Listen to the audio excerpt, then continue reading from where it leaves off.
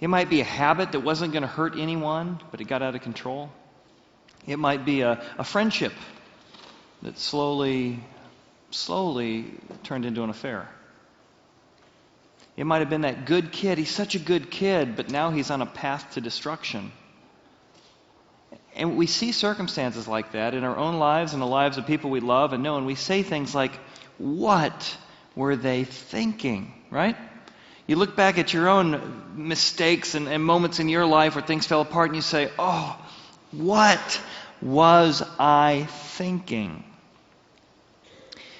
Well, this morning we're going to discover a truth, a principle that's true in almost every avenue of life. And it's this.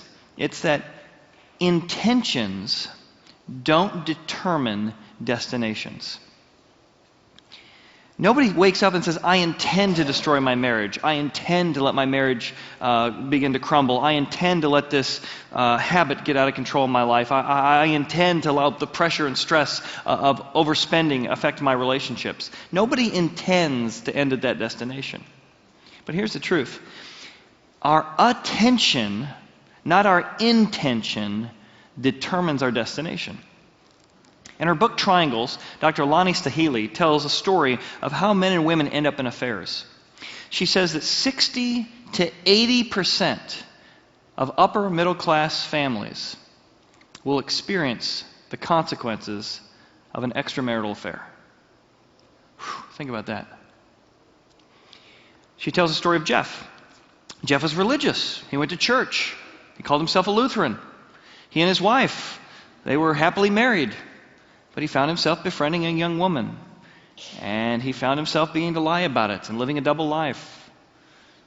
His wife he knew would never suspect because they were religious. He wouldn't do that kind of a thing, but he gave his attention to this young woman.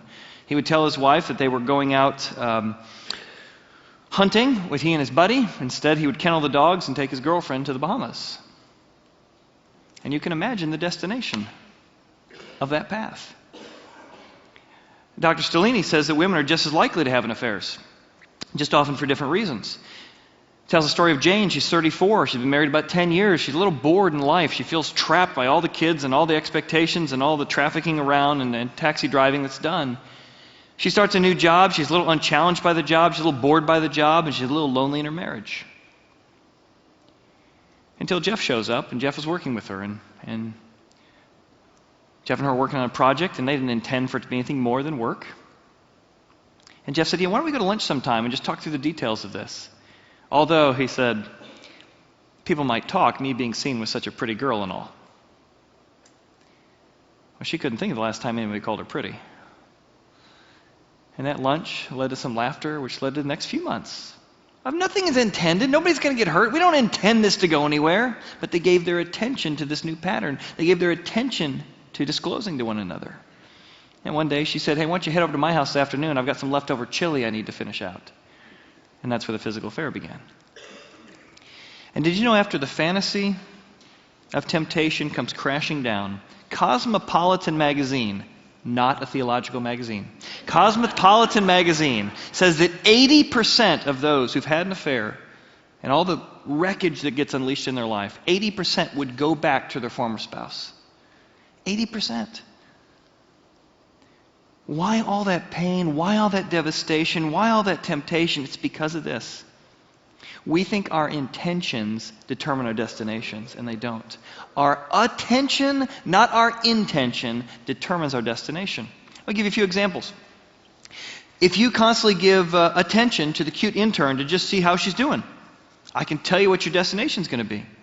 If every time pain or difficulty or something you don't like comes into your life, you escape it through alcohol or escape it through drugs or escape it through overeating or escape it by not eating, you don't have to intend to wreck your life, but I'm telling you, the attention will lead to something, a destination. If you look at your calendar and you don't see any time for family nights over the last 6 months, if you haven't seen any time for giving attention to your marriage, to work through new skills for new circumstances, to have date nights and fun nights, I can tell you, regardless of your intention, I can tell you the destination you're headed toward. Nobody intends to overspend. Everybody intends to be a generous giver. But if you look at your spending, it will reveal to you the destination you're on.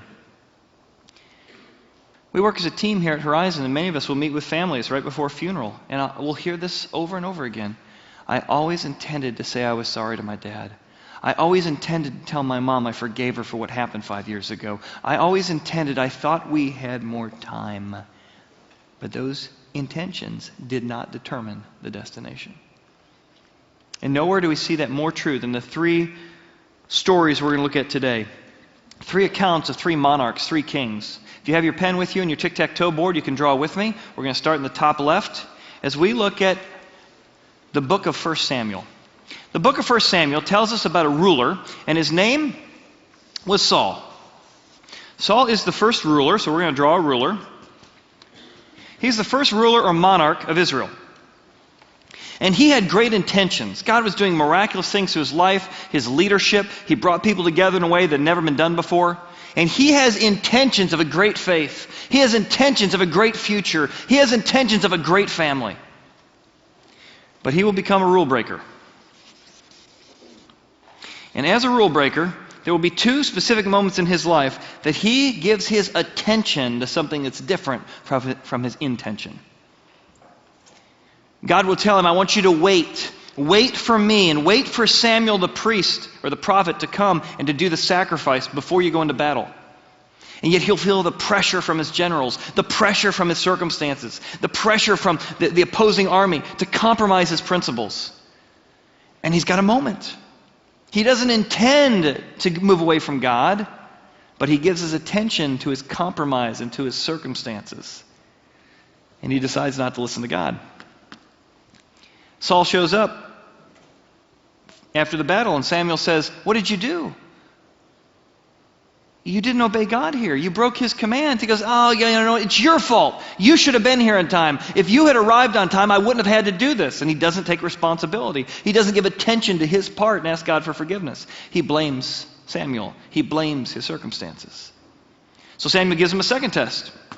He says, all right, well, you're going to go to another battle, and this time you're going to conquer this very evil, very wicked, terrorist-type city.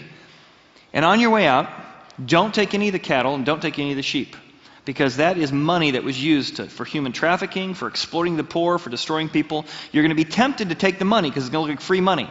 But God does not want you to take that money. That money was used for all kinds of evil things. The cattle and the sheep were money in those days. Well, sure enough, he wins the battle, and all the sheep are sitting around. Well, what are you going to do? Well, I know God said don't do it, but you're giving your attention to all this money and all these resources and all the potential for all the future. And he says, I got it. We'll take a third of them and we'll make a sacrifice to God. God, thank you for the victory. Thank you, thank you, thank you. We'll give God a third and we'll take the other 2/3. And Samuel shows up. And Samuel says, hey, Saul, did you obey God? And Saul has so lost track of what's right and wrong. He's so fudged and compromised, he thinks he's obeyed. He says, I have obeyed the Lord our God fully. At this point, the prophet Samuel gets a little bit cranky. Then what is the bleating of sheep I hear in my ears? You haven't. You're taking the sheep home. If you're going to give your attention to things besides God's way, he's going to find somebody better than you who will walk on a path to lead people to give their attention to him. Well, Saul could have confessed. He could have said, oh, you're right. I'm off track. I need God's forgiveness. Whoa, what was I thinking? But he doesn't. Instead, he gets depressed. He blamed God for being so hard on him. He blamed Samuel for being so hard on him. And he falls into a deep depression. The dark spirit comes upon him. He sits in a room by himself. He withdraws from other people. And often you find him sitting nearby his spear. And people are worried about him. I mean, he's on a trajectory toward depression, on a trajectory toward darkness, on a trajectory toward withdrawal. So they say, we need to lighten his spirit. So they hire a young musician to come in and play music. And when he plays, the spirit of Saul is lifted for a little bit. But Saul just sits stewing in his blame and stewing in his justification and stewing in his finger pointing. And the music helps for a little bit, but pretty soon the music isn't loud enough, it isn't long enough, it's not helping as much. Well, it's not his fault, obviously. It must be the music's fault. So he grabs his spear and he throws it against the side, tries to pin that musician against the wall. He dives out of the way. Whoa, sorry. I never intended to try to kill anybody. I never intended for that to happen. I'm sorry. Could you come back sometime and play? But he does. And as he sits there stewing in his depression, stewing in his life's been so hard on me, self-pity, he grabs that spear again and tries to pin him against the wall. And pretty soon he decides that musician named David, he's to blame for all my trouble. He married my daughter and people like him better than me. He can't play well enough to get the spirit around me. You know what? If I could just kill him off, if I could just destroy him, my whole life would be better. So he turns to his daughter. He says, Miguel, it's either me or David, but not both. You're either on my side or his side. He's trying to overthrow me. He gives his attention to jealousy and to envy. And his daughter says, Dad, don't make me choose. But if you make me choose, I'm going to go with David because he's given his attention to the right thing and you're consumed with jealousy. You're out of here. Turns to his son, Jonathan. Jonathan, it's either me or David. Which is it? And he chooses David. You're out of here. And he begins to chase David up and down the countryside to destroy him. One night, Saul and his army is camped out looking for David. He has his spear and he also has a water jug.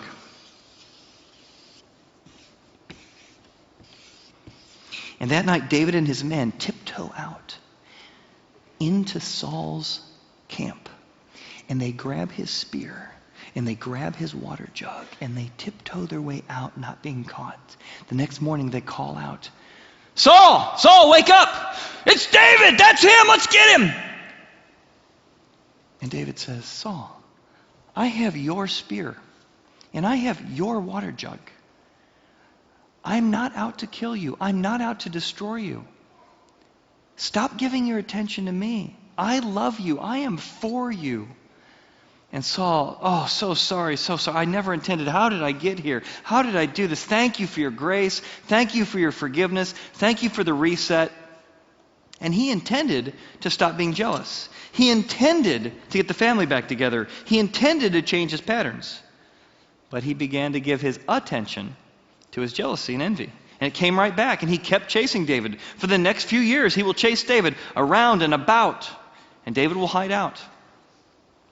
He never did restore his relationship with his kids, and he's headed toward a destination. And that destination gets closer and closer as he begins to sweep all the consequences of his responsibility under the rug.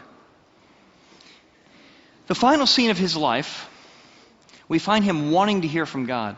And God wants to speak to him if he'll just agree that he's done wrong things and agree that he needs forgiveness. But Saul refuses to take responsibility. He refuses to think he could be wrong.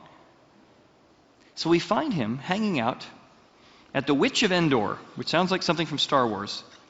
But there's a little town or area called Endor, and there's a witch there. Now when Saul began his career, he had outlawed witches. He knew this kind of superstitious practice was one, God said not to do it, and that if we were going to learn about our future, we should go directly to God, not through some kind of sorcery. So he had outlawed witches. But we find him visiting a witch. And he comes as witch, he goes, I've got to speak with the dead. I've got to speak with Samuel. And here he is at the end of his life. And it's a tragic end because he's lost his family. He's lonely. He's lost his faith. And ultimately, just a few moments after this encounter, he will lose his life. And it is a tragic story and a tragic end with regret and pain to a man who never intended. If you had asked him early in his career, do you think you'll die right after you visit a witch over in Endor? He'd say, not a chance I'll end up there. But it wasn't his intention that brought him to the witch and to his final death. It was the attention he gave to the rest of his life. Well, the next king who had great intentions was a king by the name of David.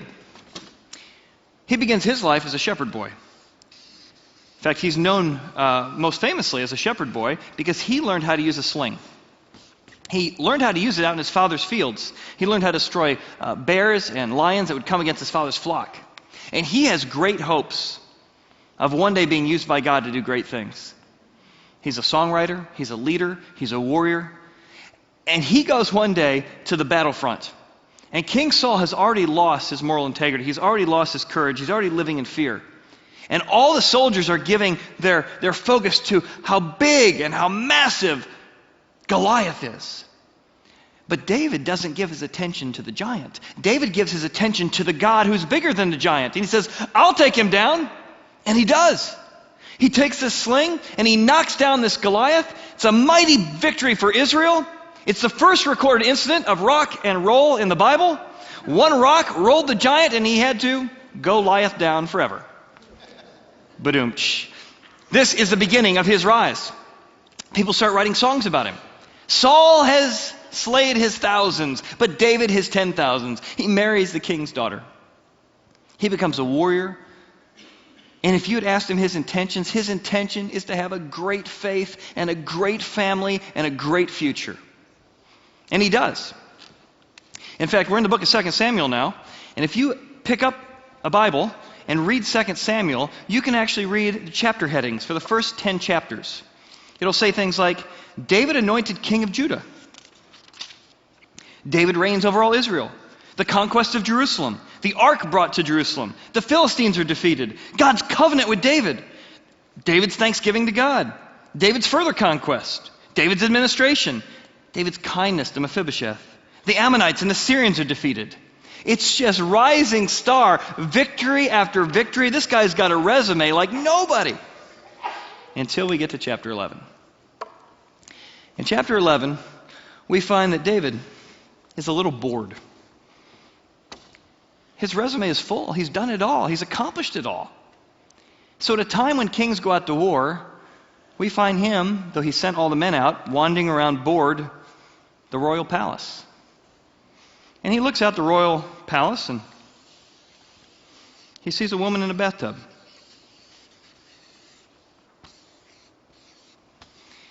And ironically, her name is Bathsheba. In the bath. And he gives her his attention. Now, he never intended to destroy his marriage. He never intended to bring a force of darkness into his family. But he gave his attention to Bathsheba in chapter 11. He calls for her. When he meets her, he finds out she's married. He could have given attention to that comment, but he didn't. Instead, he began to sleep with her. Her husband was gone, out fighting his wars. He never intended for her to get pregnant, but she did.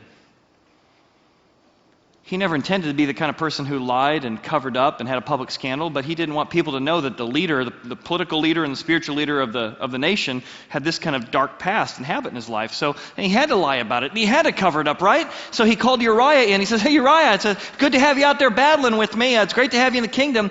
I just want to invite you to come back. Why don't you head home for the night and enjoy your wife? But Uriah has such an incredible integrity. He says, you know what, as long as my men are out in battle fighting for you, I am not going to come home and enjoy my wife. That would not be the right thing to do.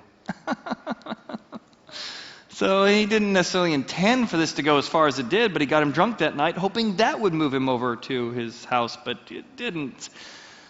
So what's a king to do? He didn't intend for this to happen, but he wrote a scroll, and on the scroll it said to his military commander, please put Uriah at the front of the battle and have him killed off at the next attack.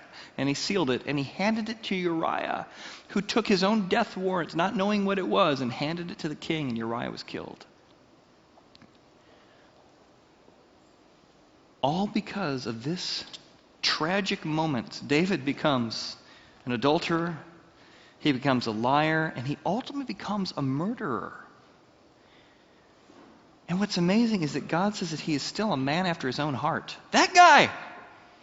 Because he falls to his knees and he says, God, create in me a clean heart, oh God. Renew a right spirit within me. Forgive me for what I've done. As we've seen over the last few weeks, God works in the midst of dysfunction. God redeems pain. God takes bad circumstances, the manure of life, and can turn it into fertilizer.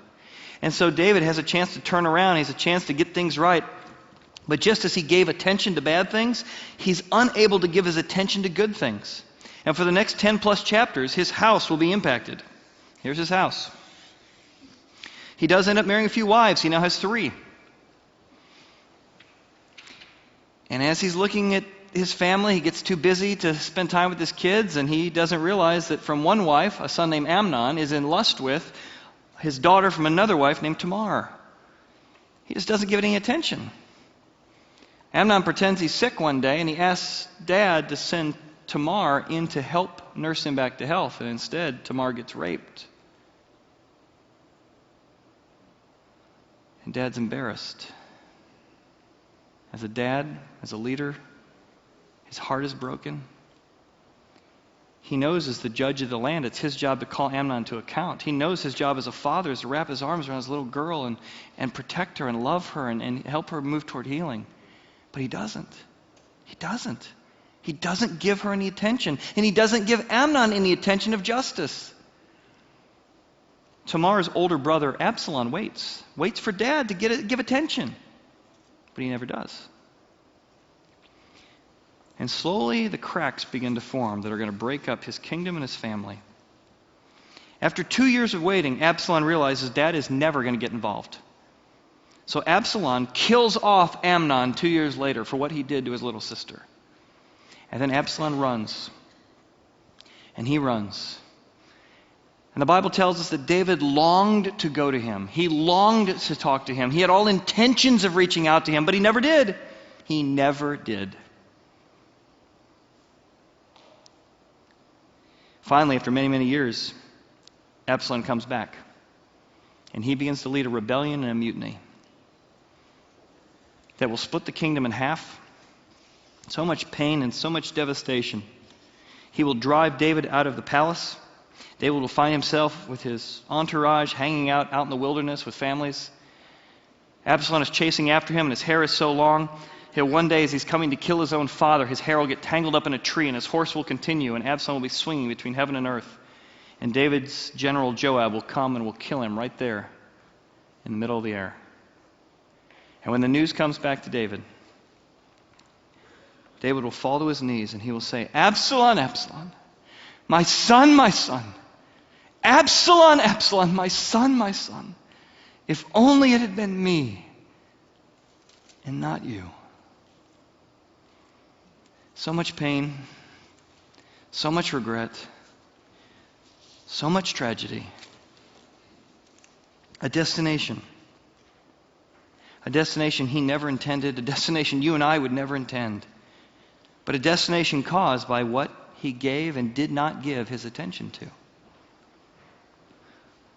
But again, God is such a God of grace and forgiveness that out of that mess, he brings a young man named Solomon. Solomon was actually David's son, born of Bathsheba, who he's now married to.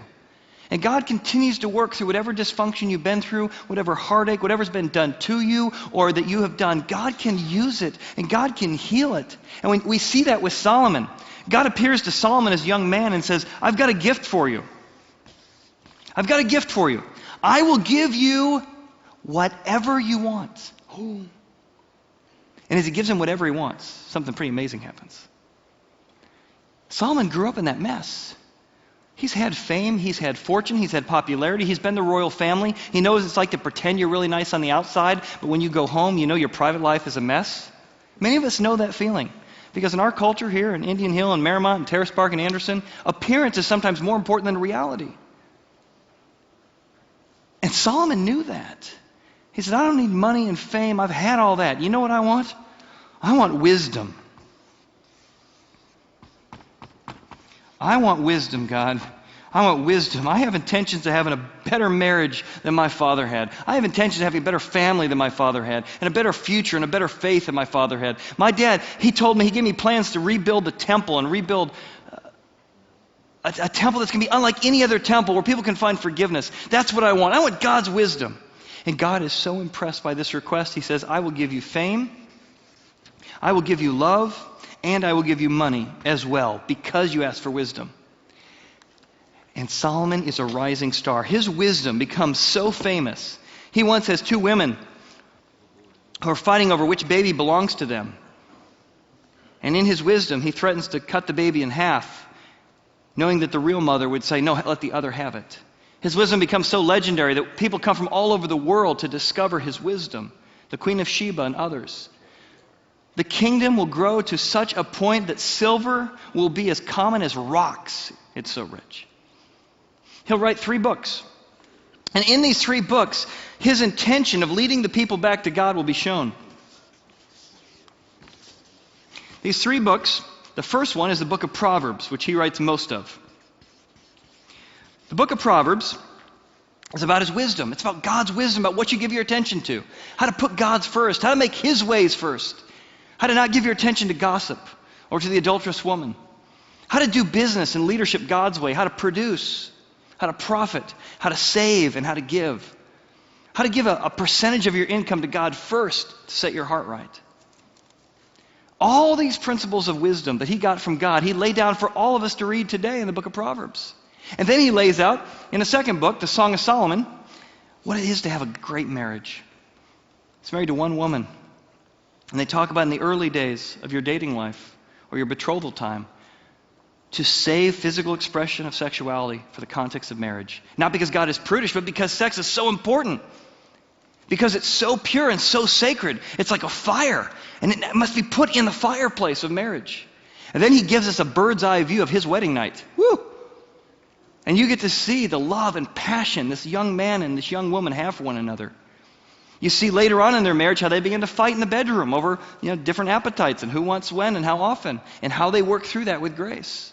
And then he paints a picture through this poem that he and his wife have a picture that their marriage and their passion for one another will be greater in the second half of marriage than the first half of marriage. It is a beautiful picture of his intentions and God's intentions for you and I.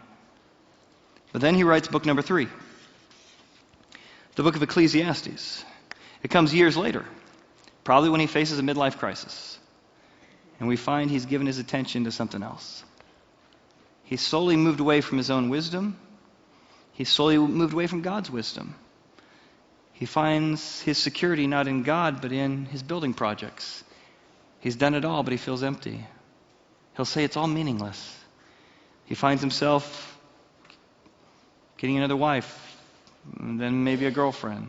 And he says, I tried all kinds of sensuality. I tried all kinds of pleasure, and it just was meaningless. Chapter by chapter, he'll say, I had influence, I had power. I'm telling you, I tried it all. And I realized that God has put eternity in my heart. And nothing in this world satisfies except to trust God and find his meaning.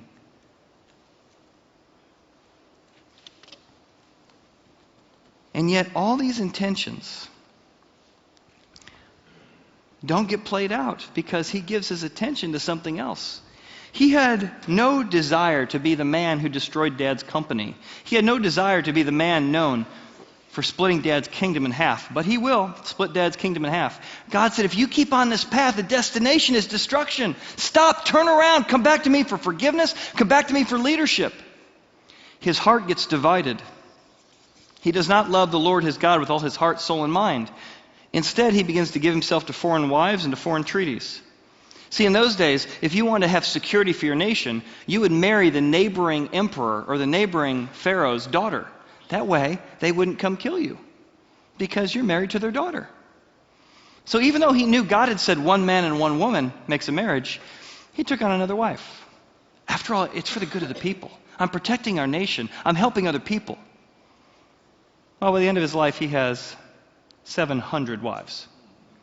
Oh, and 700 concubines.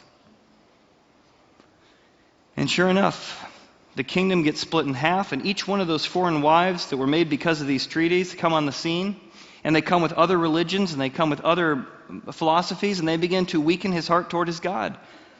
Because now he's got a little bit of Jehovah, and a little bit of that, and a little bit of that, and it's all mixed together, and he loses his faith.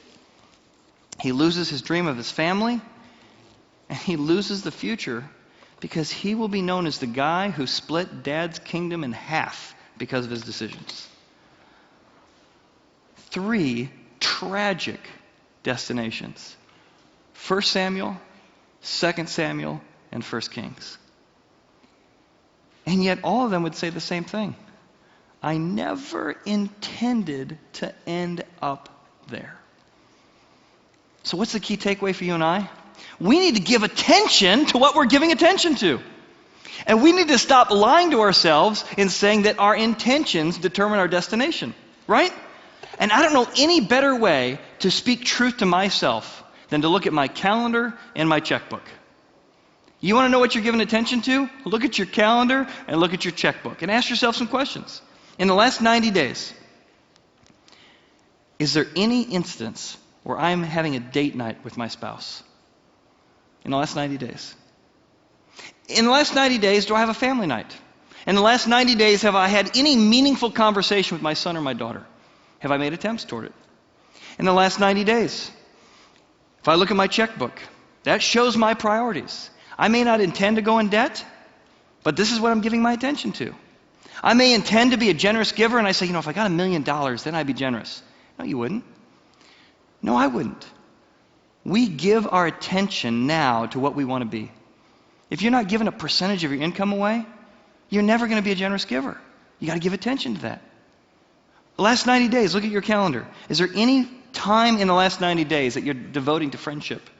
In the last 90 days, is there any time you're giving to spiritual growth? You're saying, I don't even know if I believe the Bible, Chad. Well, we read lots of stuff we don't believe. We gave you a copy of the Fast Track booklet. We have more copies if you don't have one. Grab the Fast Track booklet. 1 hour of time, and you can read through the entire Bible. But in the last 3 weeks, have you given any time to that? How about to prayer? To thinking about what you think about? To asking God, what are my hurdles and how do I struggle through those? And at Horizon, we're years to explore. We want to help you. But we can only help you if you give attention to the destination. I read 2 stories this week. One is about football coach John McKay. He was the winningest coach in the history of the University of Southern California. He compiled a record of 127, 40, and 80 from 1960 to 1975. Don Coryell worked as his assistant. He said, when I was working with him, one of our players found the opposing team's game book in the locker room. He brought it to me and said, what should we do with this? I said, we better show it to John. I brought it to John and told him what it was. Without even glancing at it, even though they hadn't intended to find it, he crumpled it up and threw it away and said, we're not giving any attention to that. And he says this, if you can't win without cheating, you shouldn't be coaching because you're teaching the wrong kind of life lessons to your players. In 2007, federal investigators found that roughly 130 American companies engage in illegal practice of backdating executive stock options in order to fatten the compensation packages of corporate executives. In his book, Come Home America, William Greider wrote, a few were prosecuted, most pleaded innocent error, and promised not to do it again. The Wall Street Journal suggested that when so many CEOs made the same mistake, it could hardly be considered a crime. William Buffett had a darker view. The 5 most dangerous words in any business may be, everyone else is doing it. Raymond Gilmartin, professor of Harvard Business School, said, when we were young, I think most of us learned important lessons like don't lie, don't cheat, don't steal, share what you have, respect other people. As you get older, there's a tendency to view things relatively. Don't cheat too much on your spouse or taxes. Don't lie to your friends. Each of these companies did not intend on being prosecuted and losing their reputation and losing their good name. But their intentions didn't determine their destination. It was their attention. As I invite the band to come up to this last song, I want you to look again at these pictures. Because it's really the story of 3 families. And what's amazing to me is that the God of the Bible is so gracious and He's so merciful that He will call Himself, when Jesus comes on the scene, He will call Himself the Son of David. That guy? He'll be born in the city of David. And He will come and say, whatever dysfunction you've been involved in or it's happened to you, my kingdom and my forgiveness and my grace can cover it all. Join me. Come near to me. I am the ruler that when you break the commands, you can still find me.